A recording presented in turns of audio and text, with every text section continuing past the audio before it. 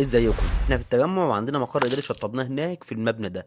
مبنى اسمه كاتب في منطقه البنوك عند مجمع المطاعم في شارع ال90. فكنا طبعا اجزاء من السقف عشان نعدله حسب التصميم. شغالين في اعمال البروسيلين في منطقه الريسبشن. مسار التكييف والفاير سيستم بيتعدل بالكامل على الرسم المعماري الجديد حسب الفراغات اللي طلبها مننا العميل. وده بقى حمام بنيناه بالكامل من الطوب الاسمنتي وشغالين في المحاره بتاعته. حتى من جوه هيتعمل دهانات مقاومه للميه. وده بقى المطبخ اللي هيكون فيه منطقه الاوفيس. اسسنا طبعا السباكه في الحمام وعملنا البؤج وخزان القعده هيكون دفن. المنطقه دي بالكامل هتكون منطقه عمل مشتركه لاكتر من موظف. نيجي بقى لغرفه المدير وده الفيو بتاعها من جوه. ودي بقى منطقه الريسبشن بعد ما الفرش اتورد والتجاريد خلصت. ودي غرف الاجتماعات بعد ما قسمناها بقواطيع من السكوريت. وهنا احنا في منطقه الورك سبيس بنفصل بينها وبين منطقه الريسبشن بازاز سكوريت. وقد ايه شكلها حلو بالذات لما ميزنا ارضيه الريسبشن بالبروسيلين وخلينا الارضيه اللي جوه من الباركيه. ده بقى شكل الحمام بعد ما خلص. ودي شكل غرفه الميتنج روم الصغيره كلها ازاز في تجاليد ولوحه طويله شكلها شيك جدا. واخيرا ده الشكل اللي عامل الريسبشن بتاع المقر. مستني اعرف رايكم في الكومنتات. سلام.